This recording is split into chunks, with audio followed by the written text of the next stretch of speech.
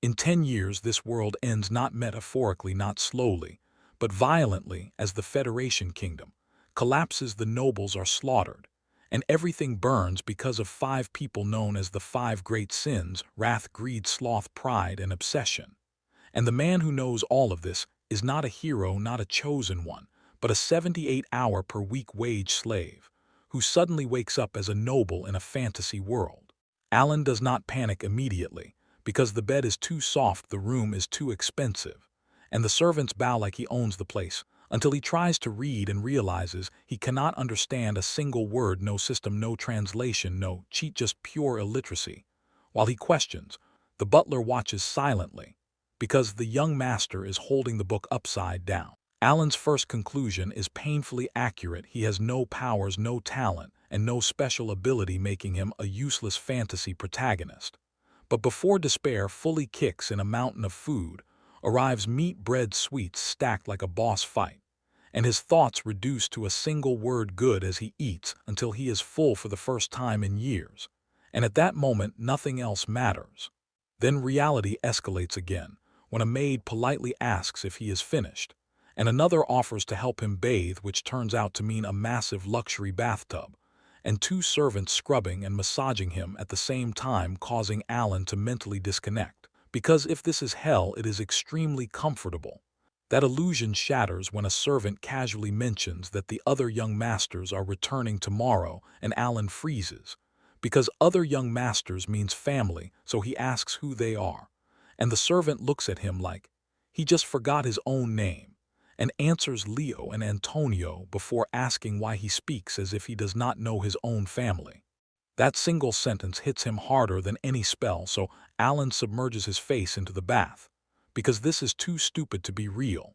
And in that moment, the truth slams into him: this world is psychedelia, the dark fantasy RPG he used to play, where the ending never changes. The 5 great sins awaken, the kingdom collapses, and the nobles die. And the very first noble family to be completely annihilated is the Palladio family, his family. Leo, the prostitution king; Antonio, the drug king; and a 3rd son who dies quietly without meaning, Alan Palladio himself. He collapses, soaked, shaking, and furious, because in the game this family was a tutorial tragedy, easy experience points. But in reality, he is living inside it, and luxury means nothing when you have a 10-year death timer. So absurdly, he wishes to return to being a wage slave, because at least that life did not come with a confirmed execution date. He spirals, complains, and pities himself until something changes, because Alan realizes something terrifying. He knows the future, every disaster, every trigger, every sin, which means this is no longer a tragedy, but leverage. So why wait 10 years to die when he can remove the cause and stop the 5 great sins before they awaken? Not to save the world, not to be a hero, but to protect his peaceful, noble life.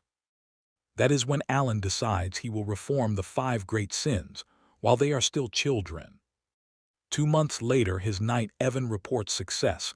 The human testing facility is destroyed, the children are rescued, an orphanage is established, and its management is entrusted to a girl named Yusa.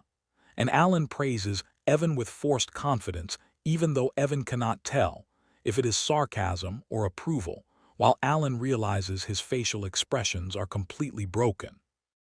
Evan is blunt, loyal, and honest, one of the few good people in this world, and Alan recruited him the moment he recognized him from the game, and Evan confirms the real target was Yusa before hesitating and admitting she is not normal, because when he saw her locked in a cell, she was emitting a deep red aura strong enough to terrify mercenaries, and he does not understand why she never escaped.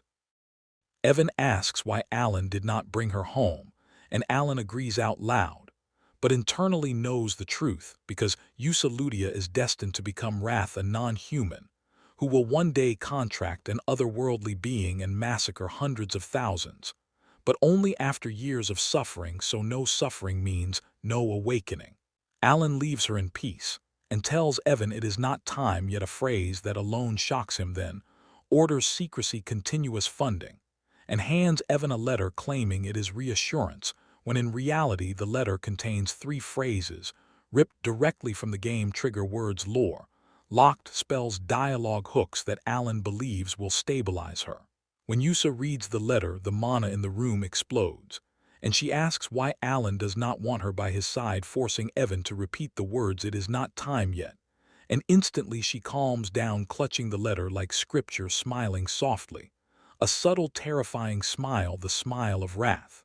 Miles away, Alan lies on the floor, completely unaware that his reassurance letter has been interpreted as divine prophecy. The next morning begins violently when a pile of books from his own library falls on his head before Evan bursts in announcing that the second child has been rescued from an illegal slave market, causing Alan to immediately ask with genuine concern whether the child was treated kindly, which Evan confirms without hesitation. Before anything else can be discussed, the door explodes open and Antonio, the second son, enters, mocking Alan for studying and placing his elbow on Alan's head like a piece of furniture, demanding a response. And while every instinct tells Alan to fight back, he shocks everyone, including himself, by kneeling, immediately bowing his head and submitting, completely choosing survival over pride. Evan, watching, realizes Alan understands the hierarchy perfectly. That submission lasts exactly 1 second before a dagger flies past Antonio's face, and Leo, the eldest son, appears, telling them to be quiet and ordering Antonio to leave with polite murderous intent, pressing a dagger against his neck, and insulting him for being weak against drugs, which prompts Alan to roll away, instantly dragging Evan with him as he escapes. Only then does Alan realize the truth. The Palladio brothers are not minor villains like in the game. They are real underworld rulers fighting over the family, and provoking either of them guarantees death. So his only plan is to remain weak, useless, and invisible. An explosion erupts behind them, confirming the brothers have begun fighting, and Alan collapses into his room exhausted, where Evan casually drops another terrifying detail. The second rescued child is also abnormal. Alan freezes. That child is Duce, the future sin of Sloth. In the game, Sloth was not lazy, he was methodical, cruel, and repaid every injustice tenfold. And Alan vividly remembers the purple mana tearing bodies apart, which makes his hands tremble as he repeats the excuse, "It is not time yet," and sends Duce to the orphanage. He even writes casual complaints in his letter to Yusa, joking about being used as a chair to build familiarity, and warns her to take care of a sick child. At the orphanage, Yusa meets Duce, immediately recognizes the marks of abuse, declares that the black goat was responsible, and proclaims that the great moon has chosen him in his broken state, promising revenge if he devotes himself completely to Alan, as mana surges violently from both of them, until Yusa notices Alan's letter and calms down, deciding she should reply first.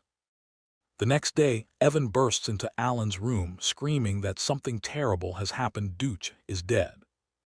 Alan can only stare in disbelief, because the sin of Sloth has died far too early, and the funeral that follows is absolute madness. Women complain about hunger, drugs are everywhere, and the Palladio family proves itself completely insane, even in grief.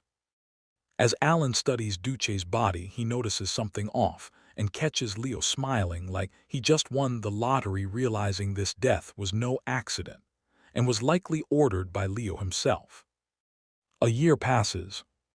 The family stabilizes, Leo divorces, the drug trade quiets down, and Alan becomes a pen pal, with Yusa convinced this growing familiarity is part of his plan, as her letters describe happy children playing games, growing well, and putting on puppet shows, which convinces Alan that everything is finally working. Then a servant reports a clue regarding the third boss, and Alan relaxes, believing peace has arrived. The scene cuts. A drug distribution site erupts in chaos, as criminals are forced to kill themselves, screaming that their bodies are moving on their own, and a cloaked girl arrives, praising the puppet show, revealing that these massacres are the performances mentioned in the letters. Duce is alive. He never died. He confirms that these killings are preparation for the place where Alan will return, because it cannot be shabby when he arrives. And as they fly away, they leave behind the symbol of the blue moon. Time accelerates unnaturally, 2 years vanish, and Evan returns exhausted to report the final child has been safely delivered to the orphanage, completing the set of future world enders. Alan insists he is smiling and attempts to move his face, resulting in a barely noticeable twitch, which only makes Evan suggest that he simply say it instead. And Alan relaxes, admitting that things have gone far better than expected. He reflects that the bosses of psychedelia only became the 5 great sins because of extreme trauma and horrific pasts, and that preventing those tragedies early had a very low probability of success, which means the fact that everything seems stable now is almost unbelievable. Alan asks for an update on the orphanage, and Evan hands him Yusa's latest letter explaining that the children who once resembled broken dolls are now bright, healthy, and growing normally, which genuinely surprises Alan, who realizes he does not even need to hire a caretaker, and silently praises Yusa for managing the orphanage so well despite her personality being completely unsuited for it. Alan openly admits that Yusa is a good kid in her own strange way, and Evan asks if the letter contains anything important, to which Alan summarizes that everyone is healthy, some children are growing especially fast. Alan feels genuine relief, believing that all 5 future sins are now developing normally, which confirms his belief that environment determines destiny, until Evan moves closer and asks the question Alan has been avoiding, when exactly he plans to meet the children in person. Alan panics internally because he has no intention of ever seeing them face to face, since their original transformations were so grotesque that even the game's flashbacks terrified him as a player. And while he hopes they are better now, the thought still scares him, so he avoids eye contact and mutters a vague answer, maybe in 5 years, which Evan accepts without question. Alan concludes that his only remaining goal is to gain just enough personal power to protect himself from whatever consequences his interference may cause, and begins practicing magic, convinced that talent matters, and this body fortunately has it. While watching, Evan casually asks if Alan has heard of the Blue Moon, and Alan dismisses it as some vigilante group hunting criminals that probably disappears later, because it was never in the game, until Evan adds that Blue Moon also kills nobles, which immediately terrifies Alan and causes him to stop practicing and order Evan to sleep in the room next to his own. The scene cuts to the orphanage, where Yusa gathers the children and announces the weekly Blue Moon activity report, as Pride cheerfully describes executing slave traders, Greed calmly explains dissolving corpses, and Sloth confirms annihilating bioweapon labs and Avalon operatives without a trace. Yusa listens calmly and declares that everything is proceeding according to his will, reminding them that they exist only for the Great Moon. Then a problem arises, as Deuce reports that the head of Avalon is the eldest son of the Palladio family, and that Leo is actively targeting Alan, which triggers an explosive reaction, as Yusa's aura floods the room with terror before she regains composure and orders that once the Count dies, Leo is to be quietly eliminated with poison. 2 years later, the Count dies officially from a heart attack, though Alan knows better. And during the funeral, rumors spread that Blue Moon attacked again, frightening the populace far more than he expected, as he and Evan quietly leave the ceremony unnoticed by most, but carefully observed by someone else. Evan asks what Alan plans to do now that Leo will inherit, and Alan calmly tells him to pack, because they are leaving, not abandoning the territory, but relocating south to Rodmill, a remote village which Alan believes is the perfect safe zone. 3 days later, after briefly enjoying a peaceful meal, Alan is abruptly dragged back to the estate for another funeral, because Leo is dead, stabbed through the heart, and Alan cannot understand how or why his brother died so early, as knights refuse to meet his eyes and servants tremble when he speaks. When Alan asks what happened, no one answers, and Evan finally approaches, hesitantly asking the impossible question, whether Alan himself was the mastermind who eliminated Avalon overnight, causing Alan to look around and realize that everyone now believes the useless third son is a terrifying shadow ruler. With no other way out, Alan quietly answers yes, and in his own mind commits fully to his final escape plan, Rodmill, the place where he will hide, save the 5 great sins, and somehow stop the world from ending, even if it sounds like the delusion of a man who has started believing his own legend. As Alan prepares to leave, Leo watches from a distance, debating whether killing his useless little brother is even worth the effort, because he had already planned to poison him eventually. And now that Alan is leaving quietly, there is no reason to act yet. Despite this, Leo still orders one of his men named Almond to follow the carriage. Almond hesitates and asks if Leo wants Alan killed, which shocks Leo, because Almond has never questioned orders before. And the sudden hesitation irritates him further when he notices Evan nearby gripping his sword, making the tension unbearable. So Leo snaps and orders Almond to do exactly what he was told. Before Leo can say anything else, Almond draws his sword and stabs him straight through the chest. The betrayal is so sudden, it almost feels unreal as Leo collapses, screaming, demanding to know how Almond dared betray him, only for Almond to smile coldly and admit that pretending to be loyal had been fun before revealing his true identity as a member of the Blue Moon trained by the Red Moon. Since Blue Moon is the sword of that man, Almond explains, acting according to his will is natural, and anyone who threatens the Great Moon must be erased. Then he twists the blade deeper, rips it out, and leaves Leo screaming as he bleeds to death, mocking him for taking 2 whole years to finally reach this moment. Leo swears his men will hunt Almond down, but Almond calmly replies that Avalon has already been erased and vanishes into the night. The next morning, Alan wakes up in Rodmill, stretching lazily, convinced he has finally reached paradise, waking when he wants, eating when he wants, living the quiet, noble life he dreamed of, until Yuan enters holding a letter.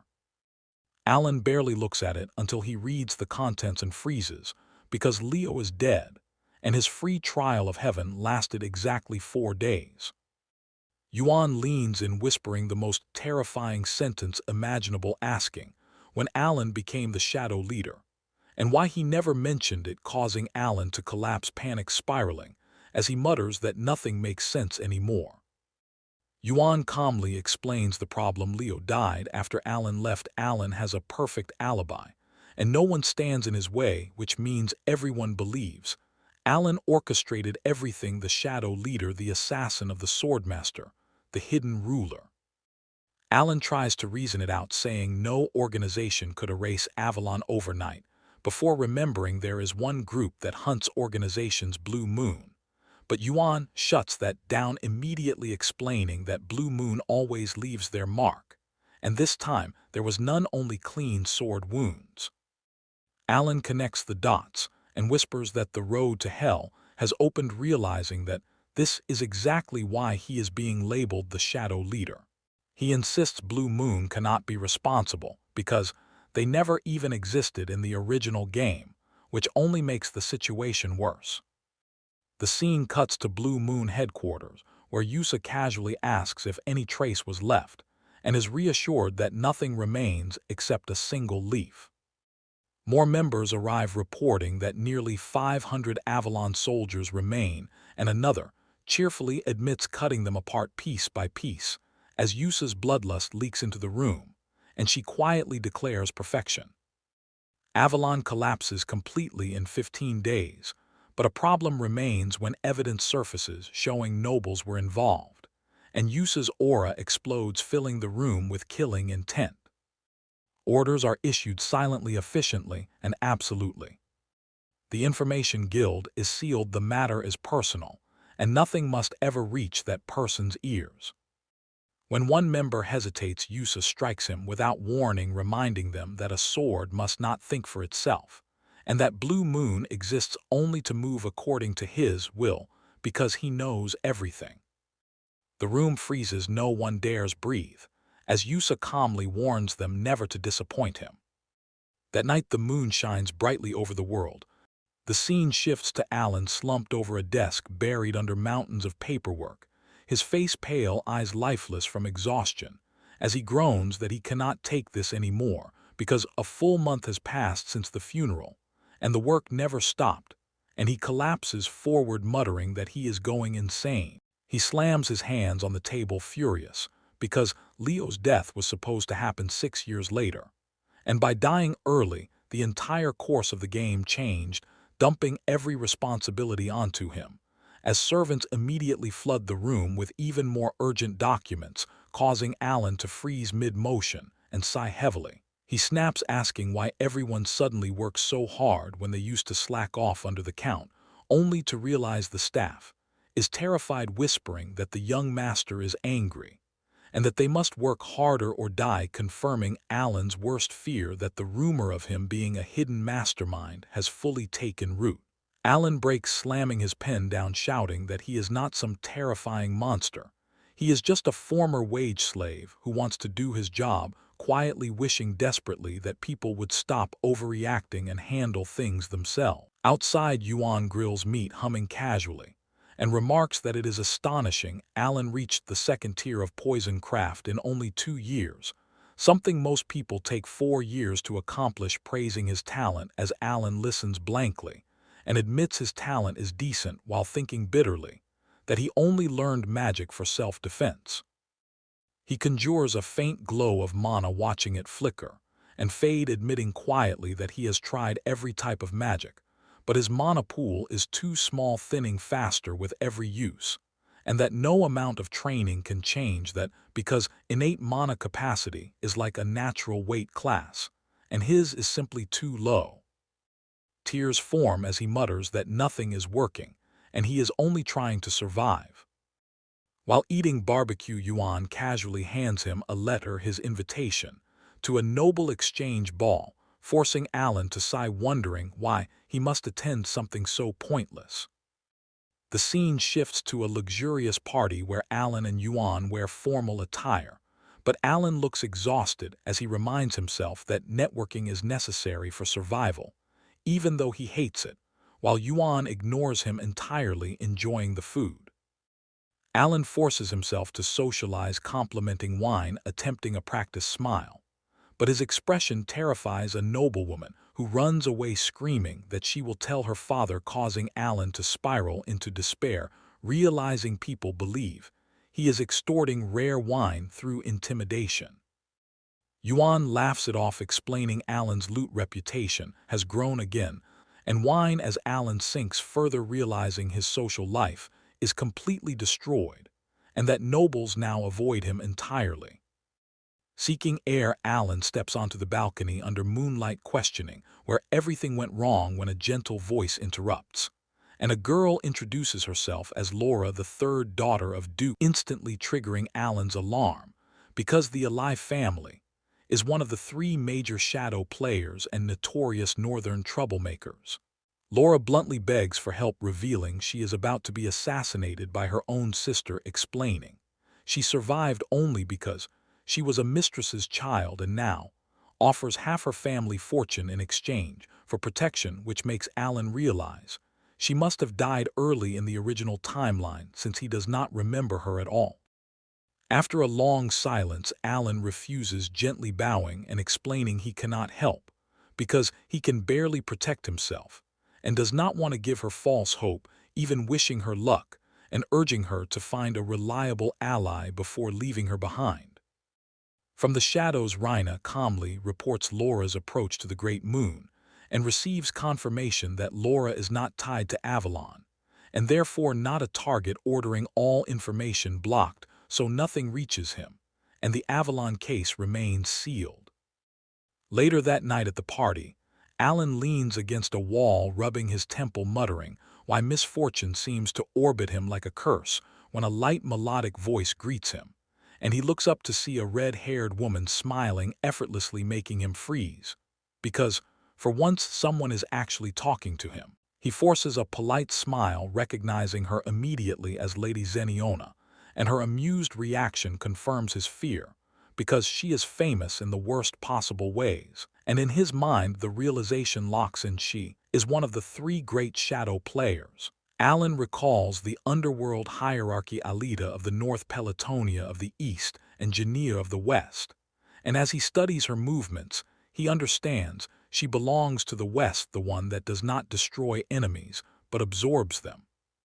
Zeniona teases him effortlessly, and Alan responds with flawless noble etiquette, while internally screaming that he must never get involved with someone like her, because all he wants are just enough connections to survive quietly. She leans closer, inviting further conversation, and Alan bows, politely inventing an excuse about too many eyes on them, silently begging to be released, and her parting words chill him as she promises they will meet again, confirming that the predators have noticed him. From the shadows, two figures observe, confirming the Avalon case is sealed, but nodding someone else is still watching Alan wearing the mask of talent before disappearing into the dark. The next morning, Alan and Yuan stand before a massive canyon swallowed by unnatural darkness, even at midday, and Alan confirms this is the place he was searching for his real objective, the labyrinth of whispers. He explains that clearing all 8 rooms grants a powerful artifact, and casually admits he memorized every route from the game, shocking Yuan, as the entrance reacts to Alan's touch, revealing living stone walls breathing with mana. Inside, shadows crawl, monsters lurk, and Yuan warns that a single mistake will mean death, but Alan moves with eerie calm, solving the mechanisms, as if he has walked this path countless times before. The doors grind open, revealing grotesque carvings, so disturbing Alan turns away, fighting the urge to vomit as they enter the treasure chamber filled with ancient relics, and his eyes lock onto a single black ring, pulsing faintly with dark light. Alan orders Yuan to take only the ring, dismissing every other treasure as trouble, and confirms its identity, the oath of restraint, finally easing the pressure crushing his chest. The relief lasts seconds. The ground shatters, ancient golems rise from the canyon walls, mana cores blazing, and Yuan shouts that this is the worst possible outcome, pushing Alan back and telling him to run. Alan refuses, calmly stating that this time he will handle it, as the golems charge, shaking the cavern, and Yuan screams for him to save himself. Alan speaks one sentence, activating the ring. I evolve the oath of restraint. Reality distorts, light explodes, and the chamber is consumed by blinding power.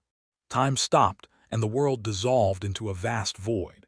An ethereal voice echoed through the emptiness, ancient and overwhelming, announcing the inheritance of the great will of Yahello. It demanded that 2 restrictions be spoken. Alan immediately realized that this moment had appeared as a simple selection window in the game. This was the true, clear reward of the labyrinth. A restraint, an absorption-type artifact that imposed limitations on its user in exchange for immense power. Hearing the voice made him certain that this was no longer a game but reality itself. He muttered that he knew this part well. For the first restriction, he declared that whenever he used magic, he would always perform the hand signs of Babylonia. The void rippled, and the voice asked what he desired in return. Alan answered without hesitation that he wanted the power to twist the laws of this world even further. The being granted his request. Then he spoke the second restriction, stating that whenever he used magic, he would strictly chant the words of Babylonia. Once again, the void rippled and asked what he desired in exchange. Alan answered firmly that he wanted even greater power to defy the laws of the world. Silence followed, and for a brief moment he feared he had made a mistake. Then the being granted his request. The voice returned, deeper and more ancient, expressing gratitude to the human who remembered the gestures and mysteries of a forgotten god and who had inherited its will. Alan was confused by those words. Inherit the will, what did that mean? The ring was completely absorbed and the restriction was successfully. Then he says thank you for watching. Comment down if you enjoyed this video and show your support by subscribing to this channel. Peace out.